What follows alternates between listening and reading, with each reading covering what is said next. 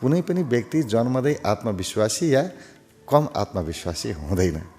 आत्मविश्वासको क्षमता सबैसँग बराबर छ। त्यो आँटको शक्ति सबैले लिएर आएको छ। तर कसैसँग कोही व्यक्ति धेरै आँटिलो छ, कोही व्यक्ति कम आँटिलो छ। किन भएको होला यस्तो भन्ने हामीलाई लाग्छ। यसको पछाडिको मूल कारण हो तीनटा कुरा। म तीनटा कुरामा मात्रै लैजान्छु। केले हाम्रो आत्मविश्वासलाई कमजोर बनाउँछ।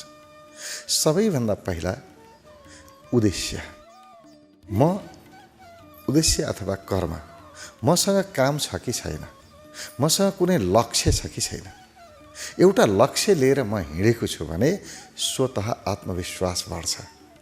मेरो यो लक्ष्य छ, मैले यो पुरा गर्नु छ। जब म काम गर्न थाल्छु, आत्मग्लानी बन्दैन, भरोसा बन्छ आफैतिर, आफैप्रति एउटा भर जन्मिन्छ। जीवनमा लक्ष्य हुनु अत्यन्तै जरुरी छ। एउटा उद्देश्य हुनुपर्छ। आजको दिन मैले पाएँ, यो दिन मैले केमा लगाउने, के को लागि हो आजको दिन मैले बुझ्नुपर्छ। यो घडी, यो क्षण के को लागि हो मैले बुझ्नुपर्छ। लक्ष्यविहीन अवस्था नै आत्मदुर्बलताको मूल कारण हो। जीवनको उद्देश्य बनाऊ। केही न केही गर्नु छ। बिहान उठ्ने बित्तिकै सबैभन्दा पहिलो काम नै आज मैले दिनभरि के गर्नु छ। घन्टाको हिसाब गर्ने। यति बजे मैले यो काम गर्नु छ, यति बजे यो काम गर्नु छ, यति बजे यो काम गर्नु छ। सब कुरा स्मरण गर्ने, याद गर्ने। उठ्ने बित्तिकै आफ्नो कर्मको याद गर्नुपर्छ। बिहान उठ्ने बित्तिकै आफूले दिनभरि गर्ने कामको याद गऱ्यौँ भने दिनभरि गर्ने काम बिर्सिँदा पनि बिर्सिँदैन। सबै कुरा याद रहन्छ। बिहान याद गरेको कुरा हामीलाई पछिसम्म याद रहन्छ। त्यसकारण बिहान सबै कुराको याद गर्ने। खाली समय नजाओस्। हामी त यस्तो गर्छौँ, बिहान उठ्यो, के गर्ने भन्ने पनि थाहा छैन। उठ्यो, गयो, चिया पसलमा गयो, चिया खायो, चुरोट खायो, अनि गफ गर्यो साथीहरूसँग। यस्ता कुरा गर्छौँ जुन कुराको कुनै तुक छैन, कुनै उद्देश्य छैन, कुनै उपलब्धि नै छैन। फलानाले यस्तो गर्यो, उसले उस्तो गर्यो, राजनीति यहाँ भयो, उहाँ भयो, के हो। फेरि मान्छे कस्तो गर्छ, यति ठुलो कुरा गरिराखेका हुन्छन् त्यहाँ चिया पसलमा। तपाईँ हेर्न जानुहोस्, यो प्रधानमन्त्रीले यस्तो गल्ती गर्यो, यो नेता त खत्तम रहेछ, बुद्धि नभएको रहेछ। बुद्धि नभएको भन्न मिल्दैन, किनभने घटीमा पनि त्यो चिया पसलमा कुरा गर्ने बुद्धि नभएको भन्ने मान्छे भन्दा त बुद्धिमानै हो। किनभने नि त्यति बुद्धि भइदिए त ऊ पनि प्रधानमन्त्री भइहाल्थ्यो, ऊ पनि मन्त्री भइहाल्थ्यो नि, ऊ पनि नेता हुन्थ्यो नि। हुन सकेन यसको अर्थ ऊभन्दा त ऊ आफू कम बुद्धिमान हो नि। तर पनि के भन्छ, यस्तो गर्छ, उसको बुद्धि छैन। जो पदमा पुगिसक्यो उसको बुद्धि छैन, जो नपुगेर त्यही पसलमा बसिराखेको छ उसको चाहिँ बुद्धि छ। यस्ता फाल्तु कुराहरू हुन्छन्। अनि हामी पत्रिका पढ्नलाई धेरै समय लगाउँछौँ। कसरी पत्रिका पढ्न थाल्यो भने घन्टौँ पत्रिकामा बसिया छ।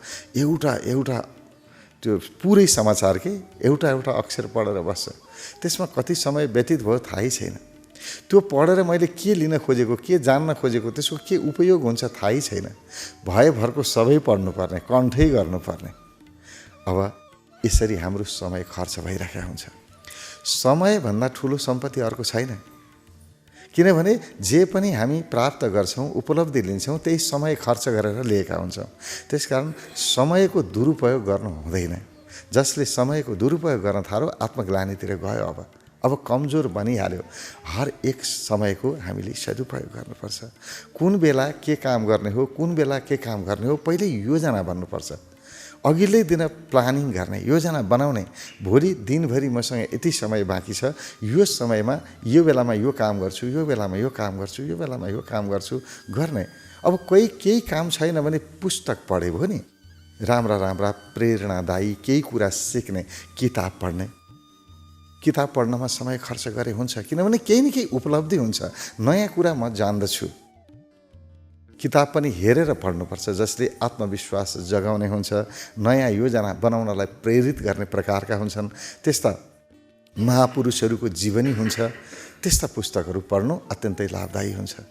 केही न केही गर्ने, केही छैन भने किताब पढ्ने। किताब पनि छैन, पढ्न छैन, त्यो पनि मन लागेन भने सङ्गीत सुने पनि हुन्छ। गीत सुन्दाखेरि पनि शान्त हुन्छ, मन स्थिर हुन्छ। यसले पनि हामीलाई आत्मग्लानीतिर जानबाट रोक्छ, बचाउँछ। तर केही न केही गर्ने, खाली नबस्ने। खाली दिमाग शैतानका घर। शैतान भने के हो? जसले भित्रबाट आत्मग्लानीतिर लैजान्छ, आफूलाई कमजोर बनाउँछ, नकारात्मक विचारहरू बन्दछन्, त्यही त शैतान हो। त्यसैले खाने हो हामीलाई भित्रभित्रैबाट। त्यो नकारात्मक विचारबाट बच्ने उपाय निरन्तर सक्रिय रहने, केही न केही गरि नै रहने, केही पुस्तक पढ्ने, नभए सङ्गीत सुन्ने, नभए घरको काम गर्ने, जे पनि अगाडि छ काम गर्ने, तर खाली नबस्ने, योजना बनाएर मात्रै काम गर्ने, बिना योजना केही पनि काम नगर्ने। यसले हाम्रो आत्मविश्वास बढाउँछ एउटा। अर्को आत्मविश्वास घटाउने कारण स्वास्थ्य। यदि हामी शारीरिक या मानसिक दुवै रूपमा कमजोर भयौँ, अस्वस्थ भयौँ भने केही गर्न सक्दिनँ जस्तो लाग्छ। अब मेरो त जीवन नै गयो, के गर्न सक्छु र मबाट हुँदैन जस्तो लाग्छ। एकदमै आफ्नो आत्मकमजोरीतिर व्यक्ति जान सुरु गर्छ। त्यसकारण यसबाट बच्न के गर्ने? स्वस्थ रहने प्रयत्न गर्ने। बिहान सूर्योदयको समयमा उठिसक्नुपर्छ। सूर्योदयको समयमा वातावरणमा विशेष प्रकारको ऊर्जा हुन्छ, जुन ऊर्जाले हाम्रो मनलाई ताजा तरोज बनाउँछ, स्फूर्ति आउँछ, आत्मबल बढाउँछ, केही गर्न सक्छु भन्ने आँट जगाउँछ। शक्ति बाहिरबाट आउँछ कि लिनै हो नि सबै। जसरी हामी खानाबाट शक्ति लिन्छौँ, श्वासबाट शक्ति लिन्छौँ, हावाबाट, त्यसै गरी निन्द्राबाट शक्ति लिन्छौँ, त्यसै गरी हामी बाह्य वातावरणबाट पनि शक्ति लिएका हुन्छौँ। किनभने कस्तो वातावरणमा हामी छौँ भन्ने हुन्छ कि कुनै नकारात्मक वातावरणमा हामी गएका छौँ भने अनि त्यो वातावरणले पनि हामीलाई कमजोर बनाएको अनुभव हुन्छ। कुनै माहौलमा जाँदा त्यत्तिकै आँट आएको जस्तो लाग्छ, कुनै माहौलमा जाँदाखेरि आफू एकदम कमजोर भएको अनुभव हुन्छ। बाहिरी वातावरणले धेरै ठुलो प्रभाव पार्छ।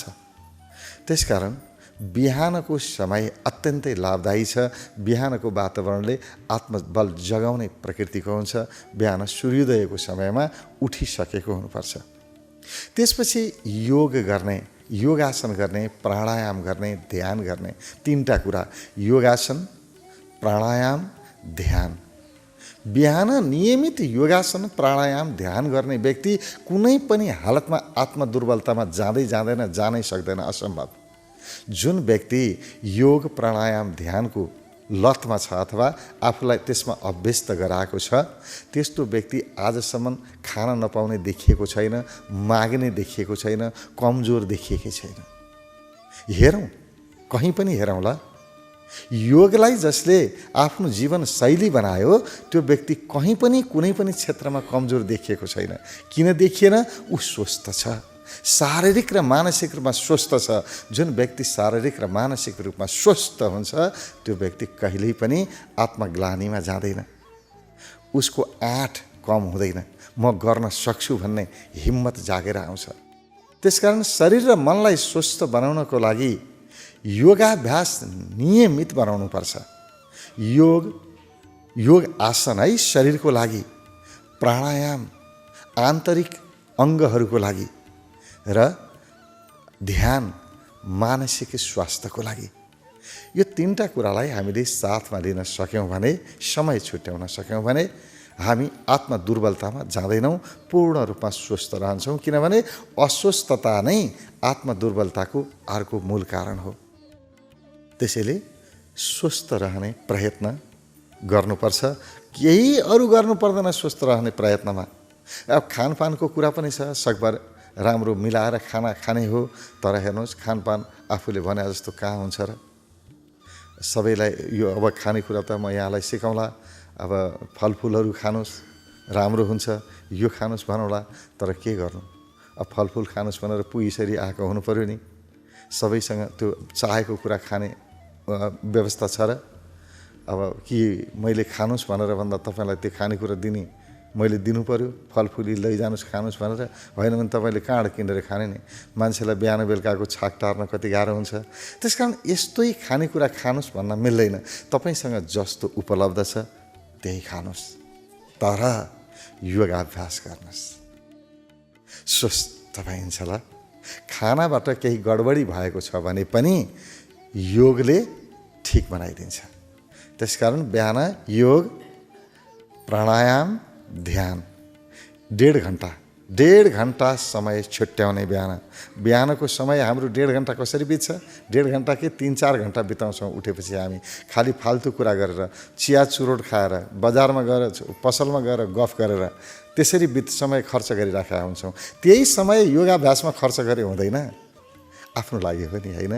राम्रो भयो भने, स्वस्थ भयो भने को हुन्छ? म हुन्छु। अस्वस्थ भयो भने दुःख कसले पाउँछ? मैले पाउने त हो नि। त्यसकारण यसलाई जीवनको अङ्ग बनाऊ। तेस्रो, आत्मविश्वास बढाउने। आत्मविश्वास केले घटाउँछ? जहिले पनि हामी कुनै काम गर्न थाल्छौँ, प्रतिक्रिया दिने मान्छेहरू बाहिरबाट हुन्छन्, फिडब्याक दिने हुन्छन् कि बाहिर।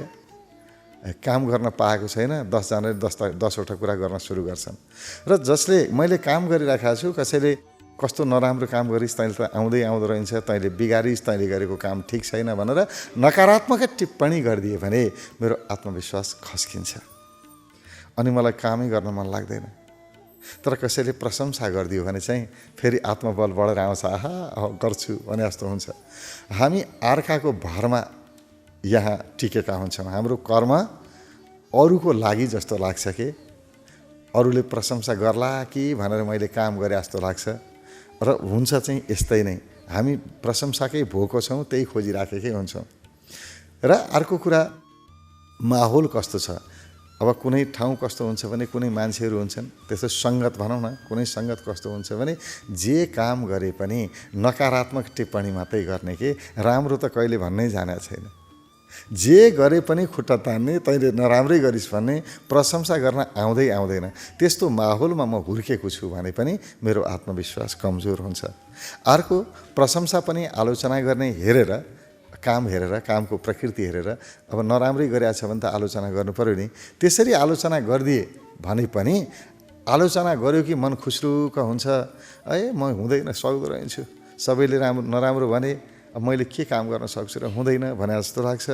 अनि प्रशंसा गरिदिए भने फेरि म गर्न सक्ने रहेछु भने जस्तो हुन्छ।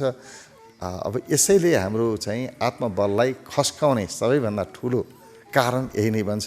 अहिलेको दुनियाँ कस्तो छ भने नि, प्रशंसा गर्ने मान्छे चाहिँ पाइँदैन कि कम पाइन्छ, बढीभन्दा बढी आलोचना गर्ने मान्छे पाइन्छ, कुरा काट्ने मान्छे धेरै पाइन्छ। किनभने मान्छेलाई अरूलाई खसाल्नमै रस छ, आनन्द छ, अरूलाई कमजोर बनाउनमै आनन्द छ। किन छ भने उसलाई कमजोर बनाएपछि आफू ठुलो हुन पाइयो नि त, आफू जान्ने हुन पाइयो।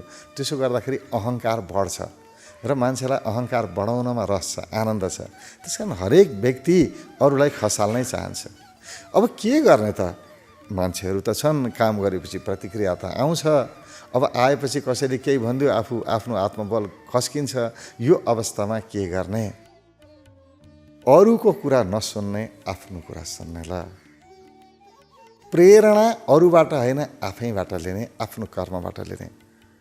जस्तो मैले आज जे काम गरेँ, त्यो काम गर्दा अरूले प्रशंसा गर्यो कि आलोचना गर्यो, त्यता नहेर्ने, त्यसलाई मूल्य नदिने, आफ्नो हिजोलाई मूल्य दिने। हिजो मैले जे गरेका थिएँ, जसरी गरेका थिएँ, त्योभन्दा आज राम्रो गरेँ कि गरिनँ? अरूले राम्रो भने कि भनेनन् छोडिदिनुहोस्, मेरो हिजोभन्दा आज राम्रो भयो कि भएन? हिजोभन्दा आज उपलब्धिपूर्ण भयो कि भएन?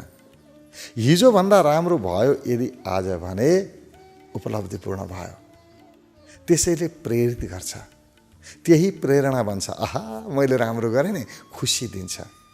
अरूसँग कहिल्यै आफूलाई तुलना गर्नुहुन्न।